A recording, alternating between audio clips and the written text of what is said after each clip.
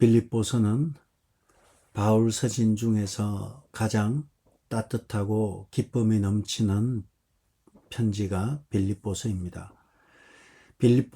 바울 신학의 세계적인 학자였던 F.F. 브루스가 이미 고인이 되셨지만 그가 후계자를 뽑을 때 후계자 대상에게 한 말이 빌립보서의 주제가 무엇이냐 이렇게 물었고 거기에 대한 답으로 기뻐하라.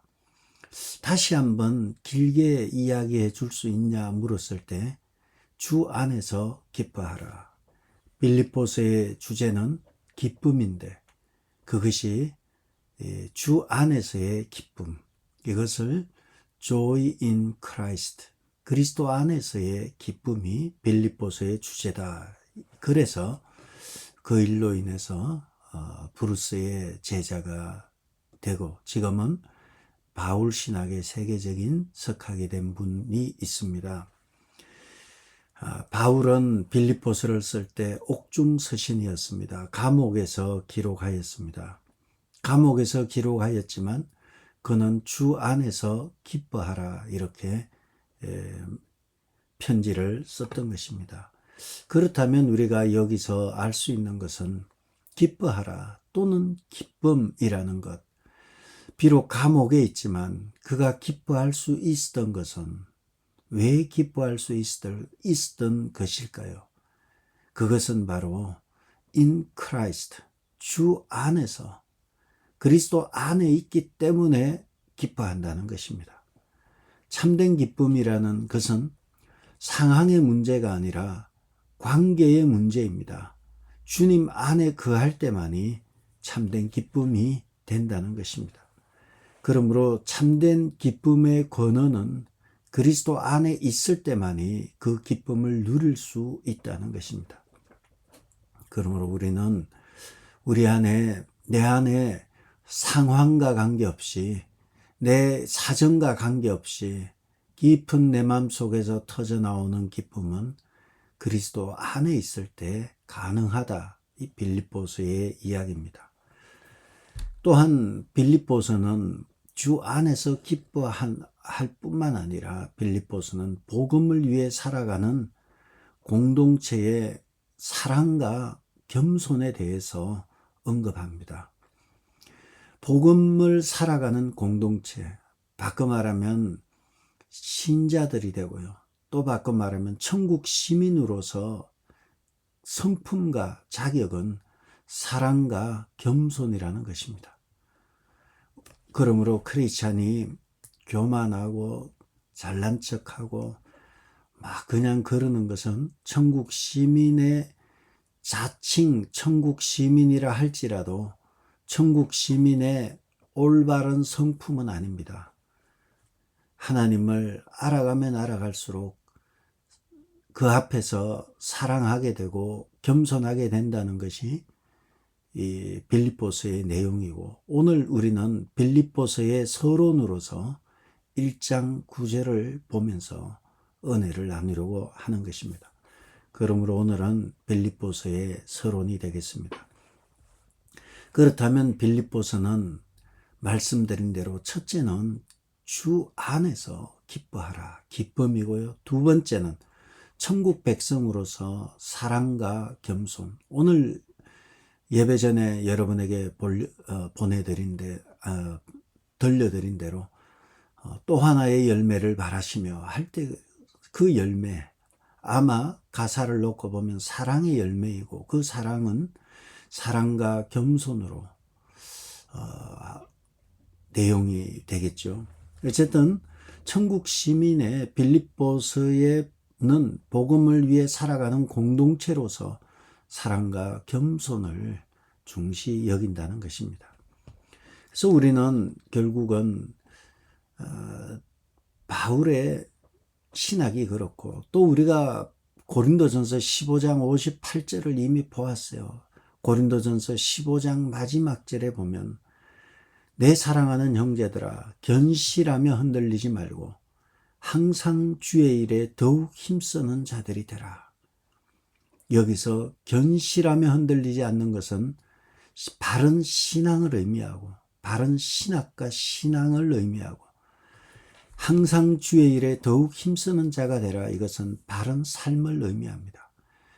그래서 우리는 바른 신학과 바른 삶은 중요합니다. 우리가 바르게 알지 못하면 바르게 생활할 수가 없습니다. 여러분의 행동 하나하나는 여러분 안에 있는 신학의 결과입니다. 여러분의 신앙의 결과입니다. 그래서 크리스찬이라 하면서 거짓말을 밥 먹듯이 하고 그리고 나쁜 짓을 한다면 그는 그의 행동으로 놓고 보면 그는 바른 신앙을 가지지 못한 자입니다. 바른 신앙을 가지지 못했기 때문에 바르지 못한 행동이 나오는 것입니다. 말씀드린 대로 우리는 아는 만큼 행하게 되어 있습니다. 그는 안다고는 말은 하지만 실제로는 모르는 사람입니다. 신앙과 삶은 함께 가기 때문입니다. 그래서 바울은 고린도전서 15장에 당당하게 부활신앙에 경고하고 흔들리지 말고 삶 속에서 신학은 경고하고 흔들리지 말는 부활신앙에 기초하고 삶은 항상 주님의 일에 힘쓰는 자가 되라. 신앙과 삶에 대한 이야기를 하고 있는 것입니다. 교회도 그렇습니다. 교회의 건강함은 교회가 건강하다 불려지는 것은 바른 신앙 고백 위에 세워진 교회가 그리고 바른 신앙 고백 위에 세워져서 하나님 앞에 온전히 예배드리는 교회, 그 위에 또 교회는 성도 간에 사랑이 넘치는 교회, 그것이 바른 교회, 건강한 교회가 되는 것입니다. 개인이든 교회든 바른 신앙과 바른 삶이 되어야지 건강한 교회와 건강한 성도가 되는 것입니다. 그렇다면 1장 9절을 놓고 이제 빌립보서의 전체적인 서론을 살펴보려고 합니다. 1장 9절에 보면 내가 기도하노라 너희 사랑을 지식과 모든 총명으로 점점 더 풍성하게 하사. 바울이 빌립보 교회 성도들을 위해서 기도한다는 것입니다. 무엇을 위해서? 너희 사랑을 어떻게 해달라고요? 지식과 모든 총명은 갈로로 묶어 놓으면 너희 사랑을 점점 더 가면 갈수록 풍성하게 하시기를 위해서 기도한다는 것입니다. 빌립보 교회 성도들을 위해서 기도하기를 너희의 사랑이 가면 갈수록 풍성해지기를 모아 놀라운 큰 사랑이 가면 갈수록 풍성해지도록 기도한다는 것입니다. 그러므로 교회는 이러한 그리스도의 사랑이 교회에 풍성해져야 하는 것입니다. 건강한 교회는 이러한 풍성한 사랑이 가면 갈수록 사랑이 깊어집니다. 교회 출석하면 출석할수록 사랑이 식어지는 것이 아니라 교회 출석하면 출석할수록 내 안에 사랑이 자꾸 커지고 그리고 이 사랑이 풍성해지는 것은 무엇으로 풍성해집니까? 너희 사랑을 지식과 모든 총명으로 풍성해진다는 것입니다. 지식은 무엇입니까? 하나님의 말씀이 됩니다. 총명은 무엇인가 하면 하나님의 말씀을 현장 속에 적용하는 것이 총명이 됩니다. 그러므로 너희 사랑이 가면 갈수록 풍성해지는데 그 풍성해지는 것은 교육을 통해서 도덕적이고 윤리적인 교육을 통해서 풍성해지는 것이 아니라 이 사랑은 오직 하나님의 말씀을 알아가면 알아갈수록 풍성해지고 그리고 하나님의 말씀을 알아가면 알아갈수록 성령께서 깨닫게 하시고 생각나게 하시면서 그 사랑을 바르게 적용하는 것이 중요합니다. 그것이 모든 총명이 되는 것입니다. 여러분의 사랑을 풍성하게 하는 길은 하나님의 말씀으로 말씀을 대하고 말씀을 읽고 말씀을 암송하면서 여러분에게 사랑이 풍성해지는 것입니다. 그러므로 구절을 놓고 보면 교회는 하나님의 사랑이 풍성해져야 하는데 하나님의 사랑이 풍성해지는 길은 하나님의 말씀과 총명으로 풍성해진다는 것입니다. 그렇다면 하나님의 말씀을 통해서 하나님의 말씀이 도대체 뭔데 우리로 하여금 사랑이 풍성해지게 할까요? 하나님의 말씀을 읽다 보면 우리가 깨닫는 것은 하나님은 누구신가 깨닫게 됩니다. 하나님은 어떤 분이신지 깨닫게 됩니다. 하나님은 얼마나 그의 백성을 사랑하시고 하나님은 얼마나 사랑하시는지 죽기까지 사랑하셨다는 그 사랑을 알게 되고 하나님의 말씀을 알다 보면 사람이 어떤 존재인지 알게 돼요. 사람은 죄인이구나. 사람은 믿을 것이 없구나. 깊이 깨닫게 됩니다. 여러분, 선동하는 것, 그런 거는 교회에서는 해서는 안 됩니다. 선동이 무엇입니까? 목사님, 사람을 믿어야죠. 사람을 믿어야지 우리가 안 믿으면 되겠어요? 우리 신용사회 아닙니까? 그거 다 쓸데없는 짓이고 쓸데없는 말이에요. 사람의 본성은 아담의 타락 이후에 망가져 버렸기 때문에 우리의 본성은 믿을 만한 본성이 없어요. 우리는 전적으로 타락한 것을 성경을 읽으면 읽을수록 알게 돼요. 사람을 믿어야죠 이러는 것은 듣기는 너무 좋고 참 듣기에는 저분 참 믿음이 좋구나 생각하지만 바꿔 말하면 성경을 참 안 읽는 분이구나 깨닫게 됩니다. 알게 되죠. 성경을 읽으면 읽을수록 알면 알수록 하나님이 우리를 향한 사랑이 얼마나 크고 사람은 얼마나 하나님을 떠나려고 하는 이 원심력이라 하나요? 외부의 힘에 의해서 휘둘리는 존재예요. 그래서 하나님의 사람들은 사람 말 그렇게 믿지 않아요. 여러분 기준이 있어야 되잖아요. 도대체 무엇이 기준이에요? 하나님의 말씀이 기준이 되어야 돼요. 뭐 그냥 지나가는 말로 한마디 던진 그걸 가지고 뭐 새겨 듣고 그럴 필요 전혀 없어요. 말이라는 것은 전달되는 과정 중에 얼마나 많은 조미료가 포함되어 있는지 몰라요. 내 얘기를 자꾸 집어넣어요. 그러다 보니까 사실과 전혀 관계없이 스토리가 아주 달라져 버리는 경우가 사람들은 있어요. 그 안에 조미료를 많이 썼기 때문에 그렇습니다. 그러므로 하나님의 말씀을 알면 알수록 하나님의 사랑을 알게 되고요. 사람의 부패함을 알게 되고요. 하나님의 말씀을 알면 알수록 그리고 내가 누구인지 내가 어떤 존재인지 또 알게 되고요. 하나님 말씀 앞에 있는 나의 모습에 대해서 알게 되고 그리고 하나님의 말씀을 알면 알수록 세상이 어떤 존재인지 알게 돼요. 그래서 말씀 앞에 서면 내가 너무 죄인이고 하나님의 사랑이 너무 크구나. 하나님의 큰 사랑을 발견하게 되면 너희 사랑을 지식과 총명으로 점점 더 풍성하게 하시는 역사가 나타나는 것입니다. 여러분의 사랑이 넓어지고 깊어지기 위해서는 하나님의 말씀 안에서 사랑이 깊어진다는 것입니다. 그리고 총명이라는 것은 하나님의 말씀을 현장에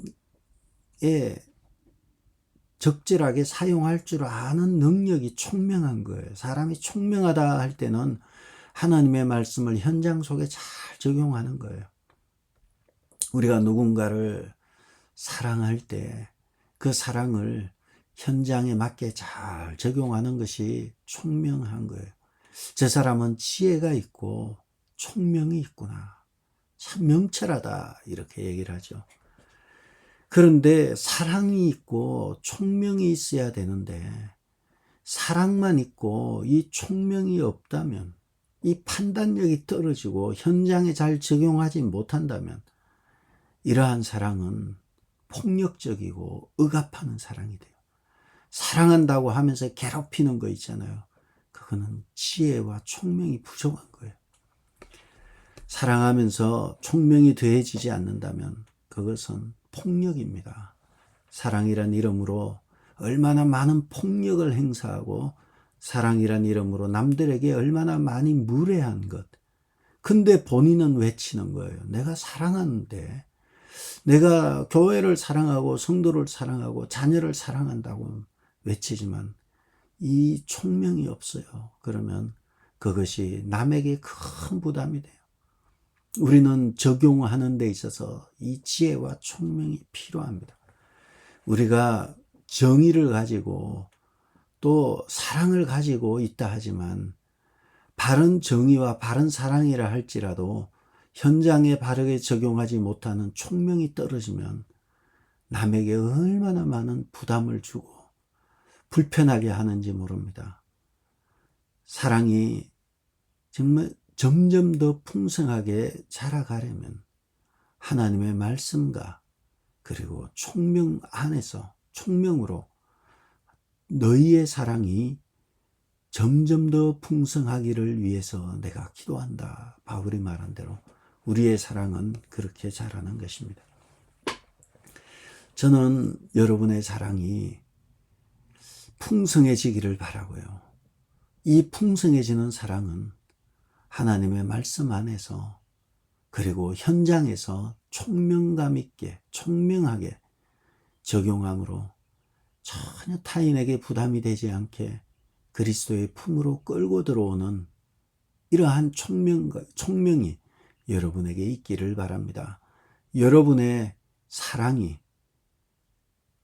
총명이 없어서 폭력이 되는 일이 없고 무례함이 되는 일이 없도록 우리는 바르게 적용하는 것이 중요합니다. 우리는 신앙생활이라는 게 그래요. 바른 신앙과 바른 삶이 중요합니다. 바른 신앙은 또한 바른 신학이 돼요. 우리는 다 신학자들이에요. 대학교 가서 공부하는 것이 학자가 아니에요. 우리는 나름대로 다 신학자들로서 그 자기가 가진 그 신학을 삶 속에서 드러내고 살아가는 것입니다. 공부도 안 했는데요. 공부 안 해도 하나님은 누구인지 머릿속에 자기가 다 생각하고 있어요.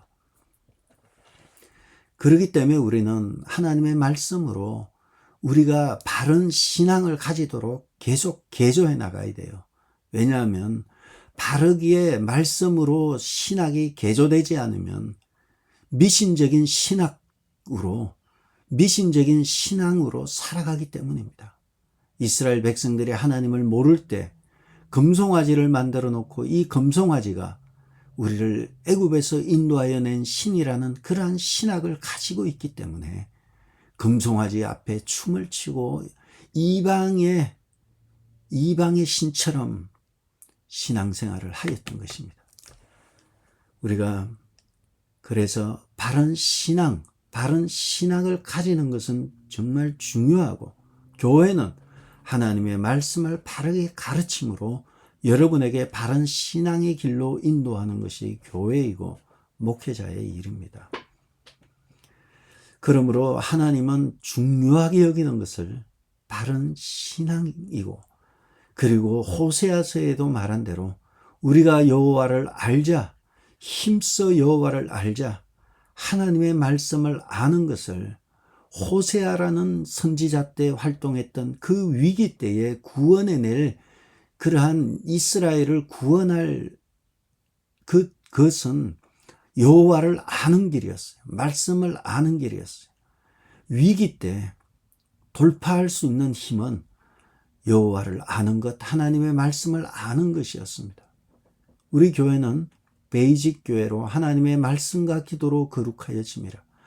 위기를 돌파할 수 있는 것은 위기에 굴복되지 않는 길은 말씀 중심으로 돌아갈 때만이 위기를 돌파할 수 있습니다.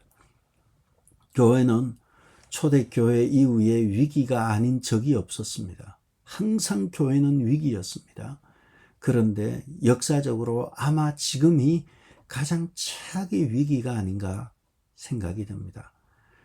얼마 전에 목회자들을 만났습니다. 거기서 나온 얘기들 보면 그 목회자의 모임 속에 신학교 총장도 있었고요. 교단 총회장도 있었습니다. 그분들의 얘기는 이런 얘기였습니다. 신학교 총장의 말입니다. 2026년 한 해 미국 내의 교회가 16,000교회가 문 닫을 것이라는 통계가 예측되고 있다는 것입니다.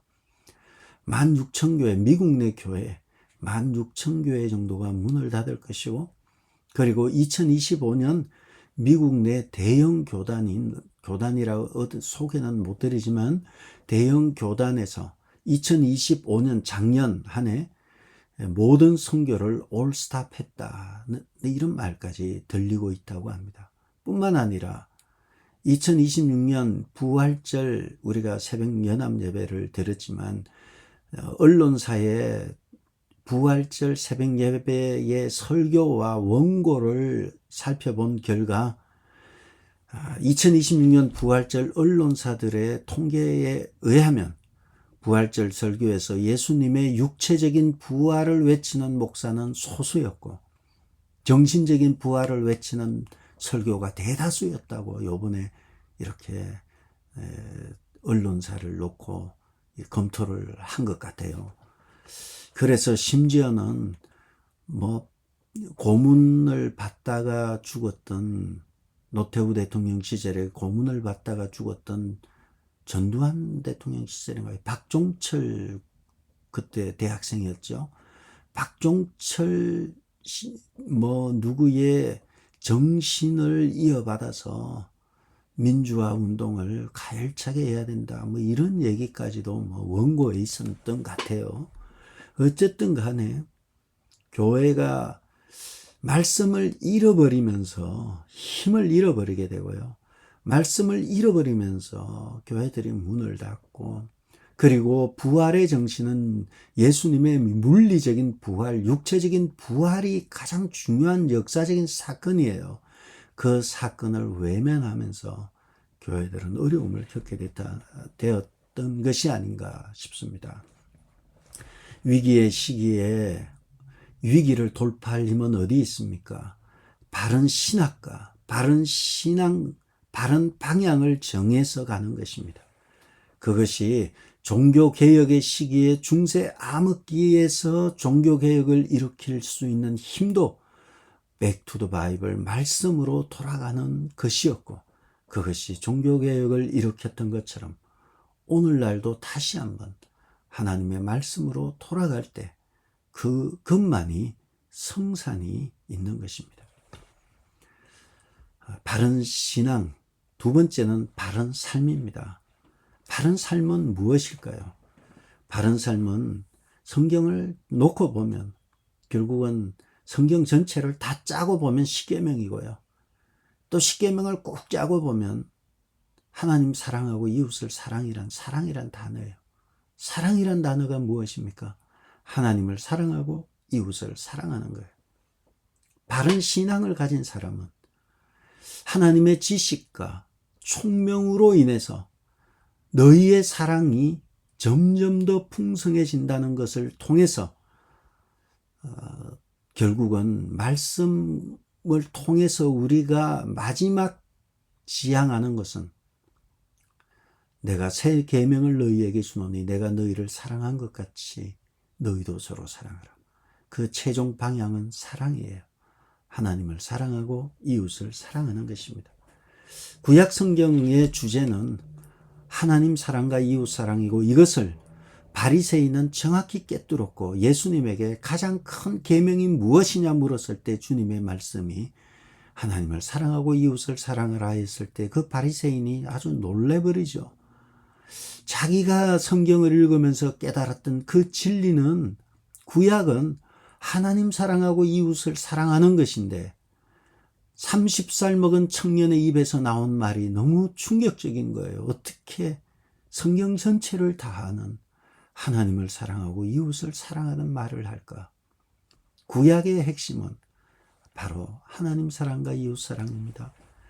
예수님께서도 마지막 날 밤에 십자가에 잡히시기 전날 밤에 제자들을 다 모아서 마지막 만찬, 최후의 만찬을 하셨어요. 최후의 만찬을 하시면서 하신 말씀이 내가 너희에게 새 계명을 주겠다. 새로운 계명을 주겠다. 새 계명을 너희에게 주는데 내가 너희를 사랑한 것 같이 너희도 서로 사랑하라. 사랑을 강조했습니다. 신약의 기자들 역시 사랑은 허다한 죄를 덮는다 라고 하면서 사랑을 이야기하였습니다. 바울은 이 사랑에 대해서 고린도전서 13장에서 이 사랑은 방향성을 더 정확하게 분명하게 하죠. 물론 예수님께서도 구약에서도 이웃을 사랑하라 하신 대로 바울도 사랑이라는 것은 오래 참고 온유하며 이 사랑은 이 아픔이 수반된다는 거예요. 모든 것을 참고 모든 것을 바라고 모든 것을 믿으며 모든 것을 견딘다. 이 사랑은 나만을 사랑해줘가 아니라 이웃을 사랑하는 마음이고 그래서 이 사랑은 힘이 드는 거예요. 참고 바라고 믿으며 견디는 사랑이 되는 것입니다. 교회는 바른 신앙 위에 바른 삶으로 결국 마침내 성경이 바라보는 그것은 이웃에 대한 사랑입니다. 나 중심의 언어를 쏟아내기보다는 상대방 중심, 상대방 배려의 중심으로 말과 행동을 해야 할 것입니다. 우리의 신앙생활이 바른 신앙과 바른 삶, 바른 신앙은 말씀으로 바른 신앙에 이르게 되고 말씀을 알면 알아갈수록 사랑이 더 풍성해져서 하나님은 누구이시고 인간은 누구이며 나는 누구이고 세상은 누구인가 알게 되면서 말씀을 대하면 대할수록 하나님을 사랑하고 이웃을 사랑하게 되어 있는 것입니다. 빌립보서는 바로 주 안에 거할 때 기쁨이 넘치며 그리고 말씀을 알아갈 때 사랑이 더 풍성해지며 그리고 천국 시민으로서 사랑과 겸손이 중요한 덕목임을 빌립보서에서 말하고 있는 것입니다. 교회다운 교회가 된다면 하나님의 말씀 안에서 말씀을 사랑하고 지식과 총명으로 그것을 깊이 있게 교회되게 한다면 아무리 위기의 시대라 해도 하나님은 우리 교회를 든든히 붙잡으시며 세워나갈 것입니다.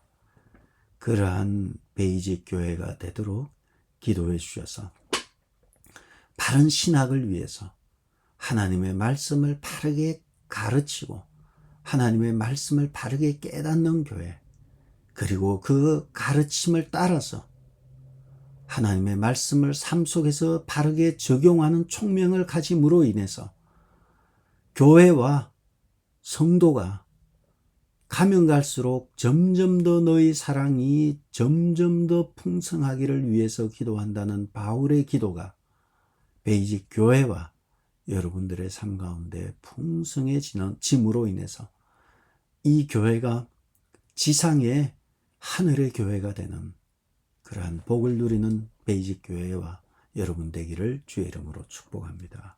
기도하겠습니다. 오늘도 성도들 중에 또 계획을 세워서 이곳저곳을 다니며 일을 합니다.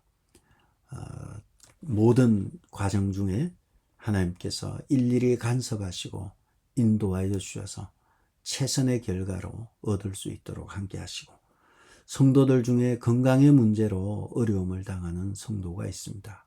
이를 위해서도 계속 기도해 주시기 바랍니다. 아버지 하나님, 너희 사랑을 지식과 총명으로 점점 더 풍성하게 하사 바울의 기도처럼 우리의 사랑이 점점 더 하나님의 말씀 때문에 말씀으로 인해서 깊어지고 또 교회가 사랑이 넘치며 그러므로 인해서 지상의 천국이 되는 베이직 교회와 새벽의 성도들 되게 도와주옵소서. 계획을 세우고 이곳저곳을 만나고 다니는 성도들 위에도 함께 하시고 질병으로 인해서 어려운 가운데 있는 성도들에게도 동일한 은혜 허락하여 주셔서 머리끝에서 발끝까지 치유의 강선이 발하여 깨끗하게 회복될 수 있도록 도와주시며 수술을 앞둔 성도에게도 우리 하나님 의사의 손길과 의료진의 손길과 모든 것을 주님이 몸소 개입하여 주셔서 몸소 수술대에 서셔서 모든 진행 과정을 지휘하여 주셔서 건강한 몸으로 맡겨진 사명 감당할 수 있도록 주님께서 함께하여 주옵소서. 예수님의 이름으로 기도드렸습니다. 아멘. 하늘에 계신 우리 아버지여, 이름이 거룩히 여김을 받으시오며 나라의 마옵시며 뜻이 하늘에서 이룬 것 같이 땅에서도 이루어지이다. 오늘 우리에게 일용할 양식을 주옵시고 우리가 우리에게 죄지은 자를 사하여 준 것 같이 우리 죄를 사하여 주옵시고 우리를 시험에 들게 하지 마옵시고 다만 악에서 구하옵소서. 나라와 근세와 영광이 아버지께 영원히 있사옵나이다. 아멘.